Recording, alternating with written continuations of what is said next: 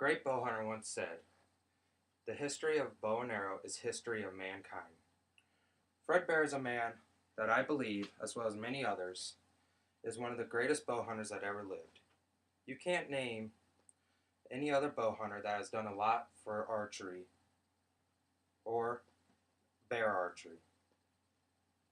If you're an avid bow hunter like myself and along with many others around Nebraska, you will know what bear archery is and who this guy is.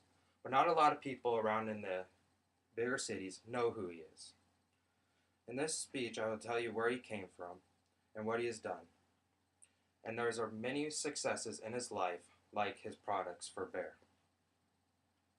First of all, the archer began his experience into the sport of bow hunting in 1929. The first bow he ever used cost him $8. It was an Osage orange stave. Osage orange stave is a wood that is very durable and very sturdy for making bows.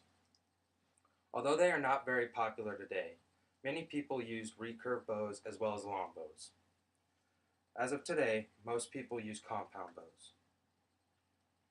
After going out and not succeeding in killing his first animal for 6 years after starting his bow hunting career, he finally laid the hammer down on a nice whitetail.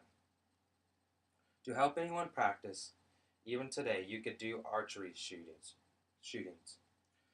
Fred Bear did that, and that's how he ever started practicing.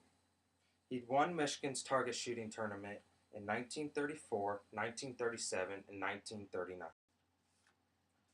Now, after proving that he was a successful shooter, he began work on his brand new company. He began a company called Bear Archery Products.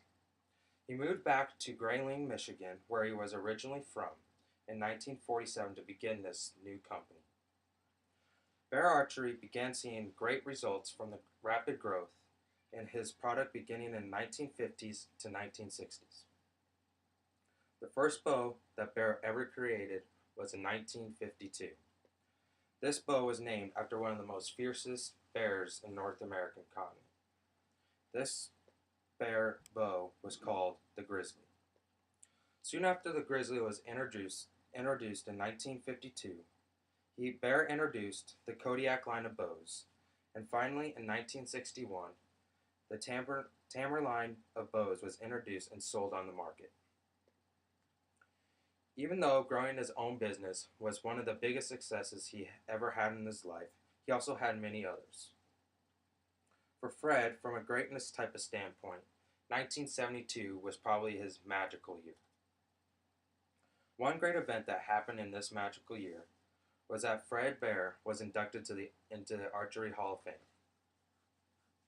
Also during this year, the Fred Bear Sports Club was open and to the public so that people could learn more about Fred Bear. And finally, the Bear Archery plant moved from Grayling, Michigan, all the way down to Grainesville, Florida. Now, for myself, from an outdoor enthusiast standpoint, you can understand why no archer will ever forget this great man. The way he just jumped right into his career, just as a younger man, and succeeded the way he did in bow hunting all around the world, it amazed everybody. He also created one of the most successful archery products on the market to this very day. Like Fred said, the bow and arrow is the making of mankind. And that every archer today will know this and stick by this and will never let it end. I don't do that tape.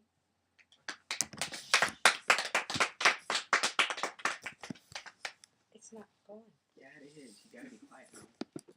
My You don't talk at all.